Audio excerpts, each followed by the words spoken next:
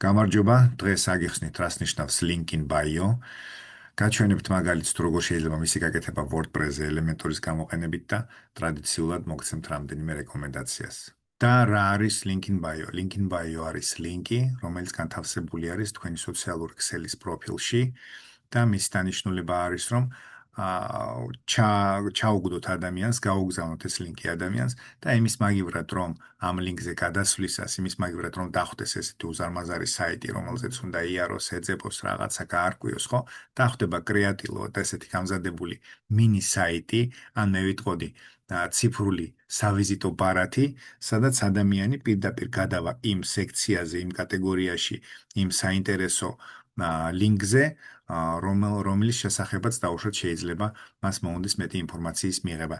ამ შემთხვევაში, როგორც ხედავთ, ეს არის სატესტოდ გაკეთებული, მითითებული მაქვს დაუშვათ WordPress community, WordPress SEO, YouTube-ის ვიდეოები და პირდაპირ გადავა ადამიანი. აქვე შეგიძლიათ თქვენ რამდენჯერმე ვიტყვი ვიდეოში, რომ შეგიძლიათ გაათავსოთ თქვენი საიტის ლინკები, მაგალითად პროდუქცია, ჩვენ შესახებ რაღაცა დეტალები, ბრენდის ლოგო და ეს უფრო საინტერესო და უფრო მარტივი აღსაქმელი არის ჩემი აზრით ადამიანისთვის. მსგავს სერვისს ჩვენ გვთავაზობს პოპულარული Linktree, ეს Beacons AI და Canva და პრინციპში ბევრი სხვა სერვისი გვთავაზობს ამას. აი ნახეთ აი ესეთი ნიმუშები არის, გაჩვენებთ ვიდეოში დაახლოებით აი ამის მაგალითზე როგორ შეიძლება გაკეთდეს. აი აქაც მასეთი არის და დაახლოებით აი ესეთი გამოდის ეგ, აქ უბრალოდ ზომაში არის სხვაობა და პრინციპში შეიძლება რამე ფუნქციის დამატებაც. დიზაინერულად და ინსპირაციისთვის, შთაგონებისთვის შეგიძლიათ თქვენც ესეთი ნიმუში გააკეთოთ. მე გაჩვენებთ აი ამ Linktree-ის მაგალითზე როგორ კეთდება.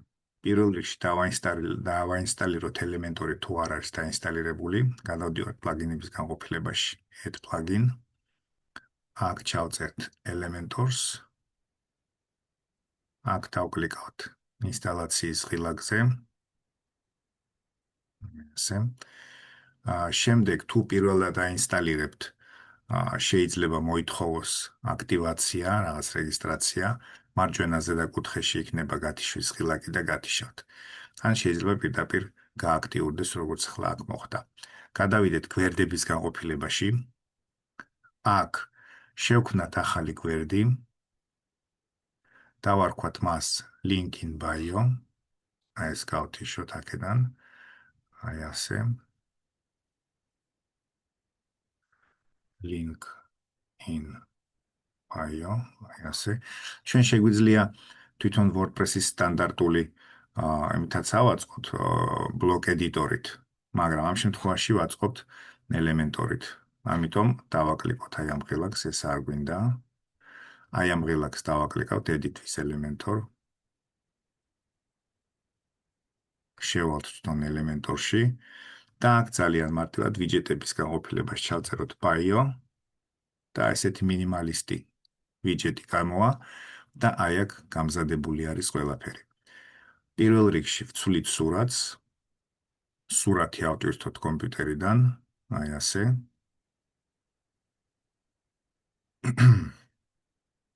შემდეგი გრაფა აი აქ bio რო წერია ჩავწეროთ ვლადიმერ კვარაცხელია. აქ ჩავწეროთ რას საქმიანობ.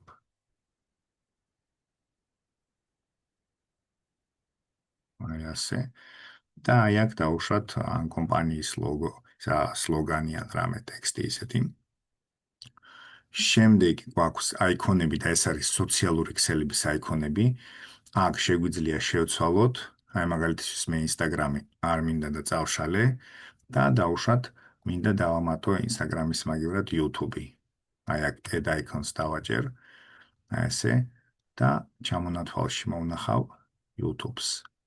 შემდეგ აი ამ სოციალური ქსელების ლინკები გვჭირდება. ეს ლინკები აი აქ უნდა ჩაისვას.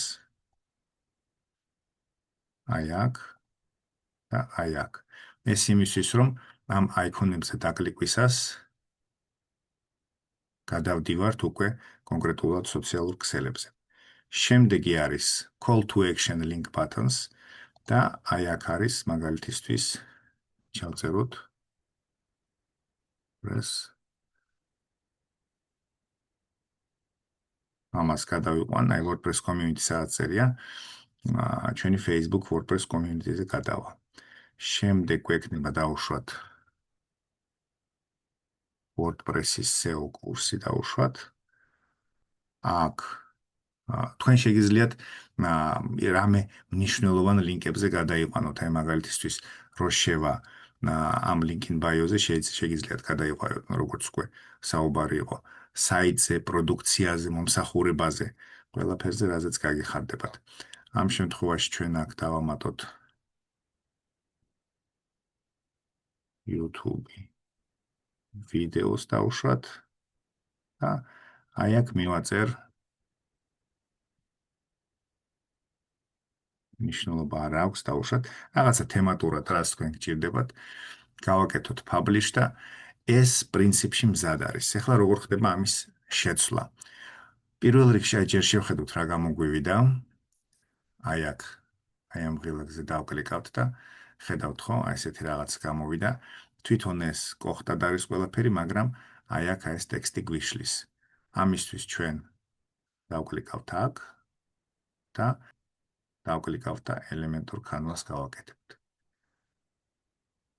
Publish და აი აქ დავარესტარტოთ. ნახეთ, გაქრა. ანუ მარტო არის ის, რაც ჩვენ გვინდა გამოვაჩინოთ. ახლა გაჩვენებთ, როგორ შევცვალოთ background-ი. ფონის შესაცვლელად ჩვენ გვინდა რომ დავკლიკოთ აი აქ. აი აქ უნდა დავკლიკოთ. მე ასე სტრუქტურა უნდა გამოჩნდეს და აი აქ მინიმალისტი რაც წერია, იმაზე დავკლიკოთ. შემდეგ გადავდივართ, აი ნახეთ ხო არის კონტენტი, სტაილი, advanced. Advanced განყოფილებაში გადავდივართ. ჩამოვსკროლავთ ქვევით და აი აქ გვაქვს background-ი. Background-ი შეგვიძლია იყოს ერთი მთლიანი ფერი, დავუშვათ აი ესეთი და შეგვიძლია აი გარდამავალი ფერები გავაკეთოთ, აი მაგალითისთვის აი ასეთი გავაკეთოთ. აქ ფერები უკვე არჩეული მაქვს. დავუშვათ ეს, შეგიძლიათ სხვადასხვა ფერები აიღოთ, დავუშვათ ეს და აი აქ შეგვიძლია აი ესეთ სადაც მივიტანთ, დავუშვათ აი ესეთი რაღაცები გაკეთეს. ნუ შესაბამისად მე ღილაკებიც, ტექსტიც ყველაფერი უნდა შეიცვალოს, რა თქმა უნდა. ამ შემთხვევაში მე მაქვს ერთი ფერი გამზადებული, მეორე ფერი გამზადებული. შემდეგ ჩვენ აი აქ როგორც ხედავთ, ძალიან განიერია ეს, ხო? აი, ახლა ჩვენ რო ვნახოთ, აი აქ რო დავკლიკოთ. ეს შევინახოთ და აი აქ დავარესტარტოთ, ნახეთ, ძალიან განიერია და ჩანს ეს თეთრი როდესაც იყო, ნუ პრინციპში არაფერი სხვაობა არ იყო. აქ ნახეთ, ფედისთვის ნორმალურია, მობილურშიც ნორმალურია, მაგრამ რო გავხსნით დავუშვათ კომპიუტერს ნოუთბუქზე, ნუ ცოტა უცნაურად ჩანს, არც იქეთ არის, არც აქეთ არის. ამიტომ ჩვენ გავაკეთოთ ზომები შევუცვალოთ. აი აქ დავკლიკოთ ისევ მინიმალისტზე, გადავიდეთ layout-ში და custom გავუკეთოთ. ესე იგი, კომპიუტერში გავუკეთოთ 34%. აი აქ მივუთითოთ რომ გაიცენტროს, ცენტრში იყოს. ფედის ტაბლეტის ვარიანტში გავუკეთოთ 50%. 50 ჩაუწეროთ და მობილური შემთხვევაში იყოს 100%. დავასეიროთ და აი აქ ვხედავთ უკვე რომ გაიხსნება კომპიუტერი პირდაპირ ესე გამოჩნდება. აი ასე და ასე. შემდეგ ჩვენ გვინდა რომ აი ეს კუთხეები ძალიან წვეტიანი აქვს. აი ნახეთ, რაღაცა ძალიან ისეთი კუთხეებია, ცოტა მოუმრგვალოთ ეს კუთხეები. ამისთვის ჩვენ გადავიდეთ ბორდერის განყოფილებაში აი აქ და ბორდერი ალბათ 20 ჩაუწეროთ, მე მგონი მისაღები იქნება. შევხედოთ. ეს გავთიშოთ და თავიდან შევხედოთ. თუმცა ვერ მივხვდი რა თქმა შეინახა. მარტო ერთზე ქონდა მითითებული და იმიტომ ჩვენ ქონდა მითითებული მარტო მობილურზე. ყველაზე რომ მივუთითოთ, გადავიდეთ აი აქ კომპიუტერის ვერსია, დესკტოპ ვერსიაში და აი აქ მივუთითოთ 20. Publish, ანუ შენახვა გავაკეთოთ და აი ნახეთ, ჩვეულებრივად გამოვიდა. ახლა ჩვენ რა თქმა უნდა გვინდა ტექსტების და ფერების შეცვლა. უпростоრად, ხო, ტექსტის ფერების შეცვლა უпростоრად, აი მაგალითისთვის ეს ტექსტი ალბათ თეთრი ფერი ჯობია რო იყოს. რა თქმა უნდა, თქვენს გემოზე შეგიძლიათ გააკეთოთ ყველაფერი, მაგრამ საიდან კეთდება? ისევ დავზრუნდით რომ ვართ აი აქ მინიმალისტ განყოფილებაზე, გადავდივართ სტაილში და სტაილიდან ხდება უკვე ფერების და ზომების და ყველაფრის შეცვლა. ბაიო განყოფილებაში შევიდეთ, ანუ heading-ი არის აი ეს, title or tagline-ი არის აი ეს და description-ი გვაქვს და აი აქ მინდა რომ ეს იყოს თეთრი ფერის. პირდაპირ ეს გავაკეთეთ, მზად არის.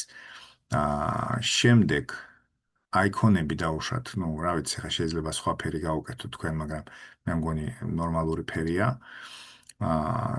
call to action link button-ს ეს ღილაკები background-ის განყოფილებაში გადავალ და აქაც კიდევ ერთი ფერი მაქვს გამზადებული, მაგრამ თქვენ შეგიძლიათ შეარჩიოთ რამე ნებისმიერი სხვა ფერი, რომელიც მოგეწონებათ, აი აქ დაკლიკავთ და აი აქ უკვე აირჩევთ ფერს და მე გადადიხართ დავუშვათ სხვადასხვა ფერებში და აქ მთელი პალიტრა არის. დავაყენებ აი ამ ფერს, დავუშვათ, box-ზე გადავიდეთ, background-ი. მოკლედ აქ ყველაფერი დასრულებული არის. აი ესე კიდევ ერთხელ შევხედოთ. სად არის? აქ ჩვენ დაგვჭა ლინკები, სოციალური ქსელებს, აი ბაიოში გადავიდეთ, კონტენტი და გადავიდეთ ბაიოს კონტენტში. აიკონების განყოფილებაში. აი აქ დავუშვათ ჩემი TikTok-ი. ჩავსვათ. აი ასე მზად არის. YouTube-ის ლინკი. ჩავსვათ, დავუშვათ. აი ასე.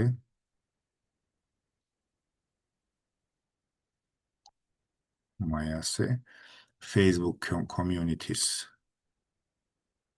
ლინკი აქ არის. აი ასე. შემდეგ call to action ლინკებზე გადავიდეთ, აქაც დავუშვათ, ჩავსვათ იგივე. ასე. WordPress SEO კურსის დავუშვათ. აი აქ კურსების განყოფილებაში რო გადავალთ. აქ არის ჩვენი კურსი. და ჩავსვათ ეს ლინკიც. WordPress SEO-სი. ну YouTube არხის უკვე გვაქვს, მაგრამ კიდევ ერთხელ, ანუ მინდა რომ სრულად გაჩვენოთ, სადრას ვაკეთებ. აი აქაც ჩაჯდება ასე და გავუშვათ აქ ჩავწეროთ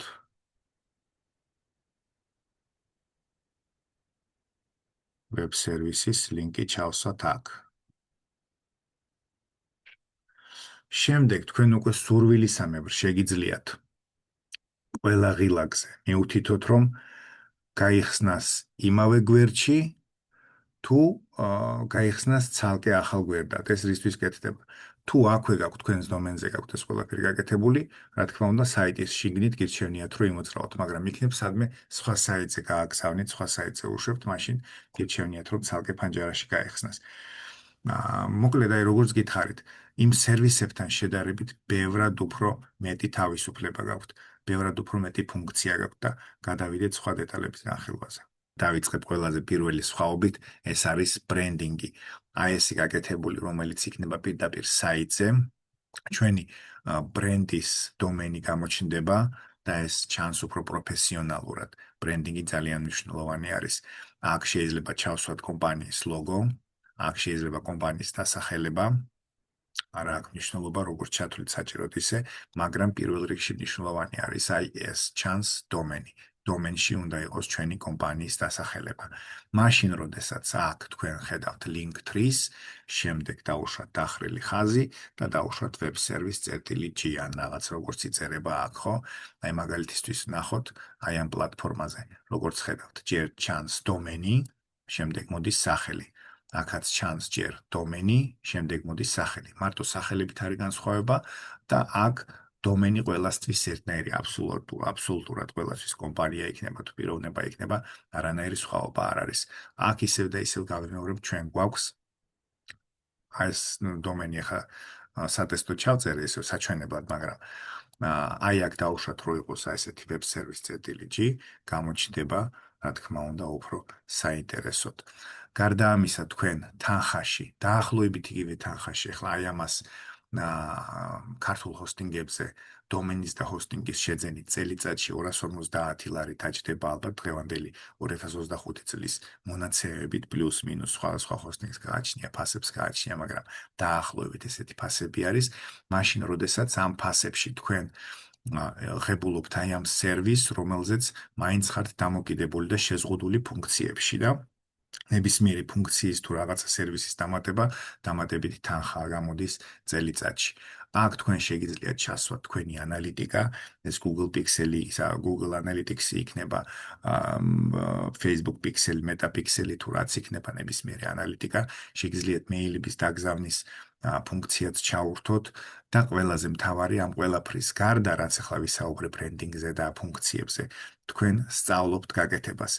ამასობაში თქვენ შეიძლება ისწავლოთ და უკვე გააკეთოთ ნორმალური საიტიც კიდევ ამის გარდა, ხო, აი აქ დავუშვათ აი ეს link in bio იქნება და გადავიდეს დავუშვათ პროდუქციაზე, უკვე თქვენით გაკეთებული გექნებათ საიტი, გადახვალთ დავუშვათ კიდევ რაღაცა საიტის იმ დეტალებზე და იმ გვერდებზე, რომელიც გინდათ რომ აჩვენოთ მომხმარებელს.